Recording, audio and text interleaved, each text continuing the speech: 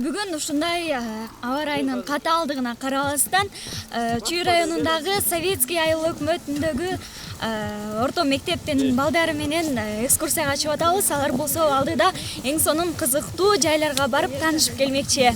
Балдар, маанайыңар кандай? Сонун!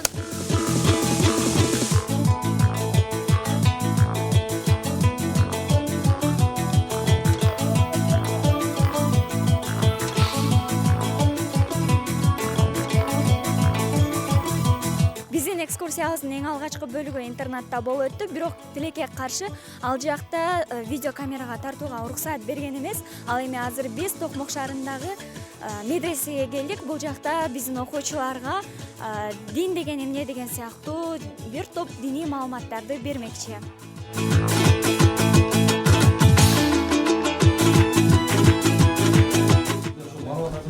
Сізге белек шол медресеге Құран айтып, бисмилlah. Қарлар шығып, үйренік жарыстарда бірінші орында алып құттай берсі. Біздің фондтан шол талим-тарбия көрсі, балдарымызға, қыздарымызға болса, етіп қойыстар. Алла қалмасын. Пайғамбарымыз белгілі белектерге сүймір артсын деп тұр. Иншалла. Алла разы болсын, Алла қалмасын. Эрте школға кирип, бирок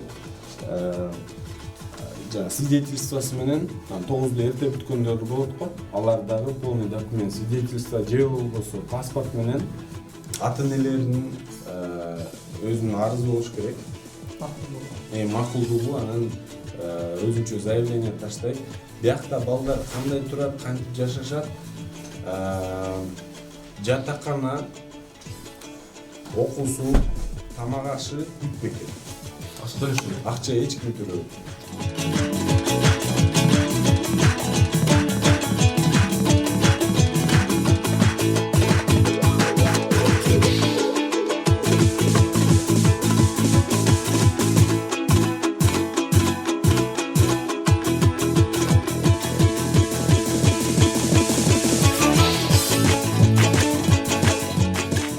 Жалпысынан азыркы учурга бизге 53 бүтүүчү бар. Қыздар, балдар. Кыздар жок, балдар эле. Қыздардан өттөрү? Кыздардыкы быйыл иншалла биринчи выпуск болот. 1 жылдык курс боюнча. Кыздар бизде 1 жылга эле 1 жылдык курс менен тапшырып атат. Анткени ушундай биздин дагы устаздар бар. Сулейман устазыбыз бар. Устаз Леджер бар, устаз Ислам бар, дагы аялдарга берген өзүнчө дагы устаздар бар. Ошол сиздер мындай окуйм деп келген кыздар балдар көп. Жылына канча бала келет? Канчаны кабыл алат? Быйылкы жылы биз мондай эмеге жараша да биздин бүтүрүүчүлөр көп калып дагы практика кылып, жактан дагы илим алып сабак алам дегендер бар да. Анан канча бала бүтүрүп кетип, орун бошосо, ошол канча орун болсо, ошол ылайыктап алабыз да. Анткени азыркы учурда бизде 88 бала бар. 88. Андан тышкары келип кетип окуп аткан балдар да бар.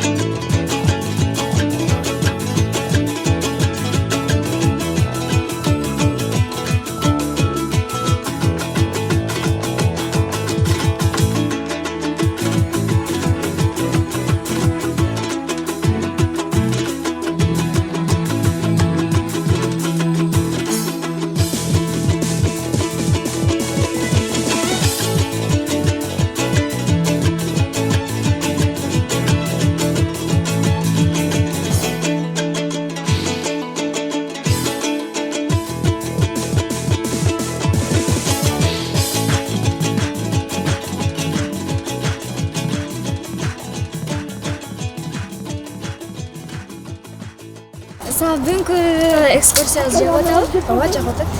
Эмнеси менен жагып атат? Мен көп нерселерди үйрөндүм экскурсиядан. Эмандуу болуш керек экенди, көп детомдоо балдар кандай айтыңыз жок экенин, ошолорду көрдүм. Кандайдыр бир эмоциялар калды? Ооба. Азыр бул жактачы? Бул жакта аябай кооз экен, мага особенно животные жакты. Эгерде дагы ушундай экскурсиялар болсо качасыңбы? Ооба, жакты абдан жакшы болду. Эмнеси менен жакты? Биз интернатка бардык, ал жерде да абдан жакшы балдар бар экен, достоштук. Медресеге бардык, ал жакта жакшы экен. Мына Гавайга келдик. Кандай сезимдер болот? Сезимдер башкача болот экен. Өзүм жүргөндөй болбойт экен, өзүм жалгыз жүргөндөйчү. Элдер менен башкача. Достор менен кызыктуураак, э? Нукус, бүгүнкү экскурсиясы кандай сезимдерди калтырды? Сонун. Сонун, эмнеси менен? Биз ар кандай жерлерге бардык, башка адамдар жашоолорун көрдүк. Жана деген ушу өтө көңүлдүү болду. Силер бизге өтө сонун сабактарды бердилер. Мерве эже сонун сабактарды өттү бизге. Ошо өтө жакшы болду. Эми жерден балдарды тарбия жагынан деп ойлойм. Бизде Жаңы жолдун интернат деген айыл бар. Ошол жерде балдарды көрүп, биздин балдарыбыз. Ошо эне атасы жок. Эне атасынан ажыраган балдар биздин балдар көрсө кандай ичинде ой калат. Ошо тарбиялык жагынан медресеге барып окуп аткан балдардан эмнени окуп атат, кандай окуп атат, ана жерден көп тарбия жагы бар го деп мен ойлойм. Ушу биз Совет айылынын тургуну болобуз. Анан Тилек Борончиевич айтып калды, ушинтип жаштарды эме кылсак болот эле, кандай болот, анан ошого бир дөмөр чогуу бере аласызбы? Балдарды алып келгенде макулданып, биз ошол макулдугубузду берип, ошо балдарды азыр кыдыртып экскурсия кылып, Токмок шаарынан азыр Гавайга келдик. Гавайда көргөзүп, кетели деген максатта келдик. Ассалому алейкум, урматтуу эле көрүүчүлөр. Ошол Марва ТВ жалпы кызматы жана ошондой эле биздин кесиптешибиз Тилек бир тууганыбыз менен Дилмүрөй коомдук айлык фонду ошол жалпы биздин окуучуларыбызды сиздер көрүп аткан кыздар балдардын көңүлүн көтөрүү максатында, анан өзүбүздүн жерибизди дагы жакындан таанайлы деген негизги максатта ушундай бүгүн Гавай эс алуу борборунда биздин окуучуларыбыздын көңүлү маанай өтө жакшы. Азыр түшкү тамактануудан кийин ошол басканча бул жакта ошол биздин топостор менен жана ошондой той куш тойлорду көрүп биздин окуучуларыбыздын көңүлү, руханий дүйнөсү дагы көтөрүлүп аткан учуру. Пайгамбарыбыз айткан мезгил менен жүрөгүңөр дес алтырып тургула деген. Демек ошол хадиске да амал кылып, мынакей бүгүнкү Дилмүрөй коомдук кайрымдуулук фондунун жаштары жана ошондой эле окуучулар менен ушундай иш-чара болуп атат. Жалпыңыздарга жакшы көңүлдүү маанай каалайбыз. Көңүл бурганыңыздарга чоң рахмат. 16 февраль эң сонун күн болуп атат. Анткени Чүй районуна караштуу Советская деген айылдын орто мектептеги 8-9 класстагы окуган балдарга эң сонун экскурсия уюштурдук. Ким уюштурду десеңиздер, бул айылдагы демилгелүү жаштар, байкелер уюштурган экен. Алардын демилгеси менен биринчи интернатка барып, ал жакта балдар менен таанышып, алардын жашоо шарттары менен тааныштык. Андан кийин медресеге барып, деги эле дин деген эмне, ал жакта окуу кандай жүргүзүлөт, ошолор тууралуу тааныштык. Ал эми азыр болсо Гавайга келдик. Гавайда маанайыбыз сонун, балдардын дагы жүздөрүндө күлкү байкалып атат. Мындан ары эми биз азыр Буранага барабыз.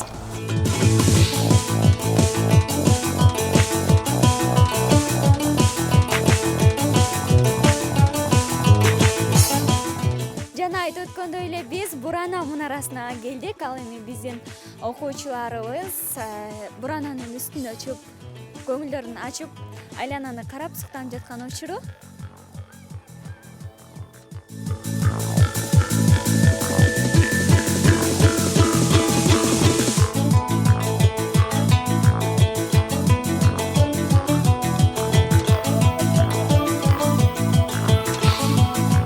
Жалпы Марва ТВ жамааты жана ошондой эле Дилмүрөй коомдук айлык фондунун жаштар демилгеси менен уюштуруучуларга өтө ыраазычылык билдиребиз. Совет айыл өкмөтүнө жана депутаттарына, мугалимдерге, өзгөчө ушул Тилек мырзага Мынакей Кудай буйрса биздин убактыбызда карып баратат.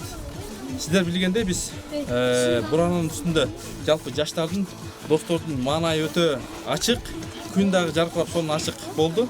Пайгамбарыбыз айткан мезгили менен жүрөгүңөрдү эс алдыргыла деген. Ошол хадиске амал кылып, Кудай буйрса бүгүн жаштар руханий дүйнөнү толтуруп, жан дүйнөбүзгө азык алып, эс алып аткан учурубуз Кудай буйрса керемет таза аба.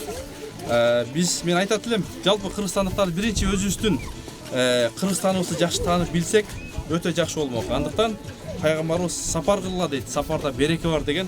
Урматтуу тилек көрчүлөр, Кудай таала ишиңиздерде ийгилик болсун. Мына ушундай Кыргыздын керемет жерлерине сиздер дагы күбө болуңуздар дегенчиз. Бийик тоолуу, аска зоолуу мекеним менин Кыргызстан. Кең пейилдүү, кутман элдүү жерим менин Кыргызстан. Мекенибизди сүйөлү, ар дайым ардактайлы. Салам достор, бүгүн биз ошондой эле көптө күткөн күнүбүз келип Буранага келип жеттик. Бизге көптөн бери келип болчубуз бул жерге. Баардыгыбыздын тилегибизди орундатып берген Тілек байкеге жалпы жамаатка ыраазычылык билдиребиз жана баардыгыңыздарга жагымдуу маанай каалайбыз. Assalomu alaykum, kutmandi kuningizlar менен биз азыр Бурана мунарасынын үстүндө турабыз.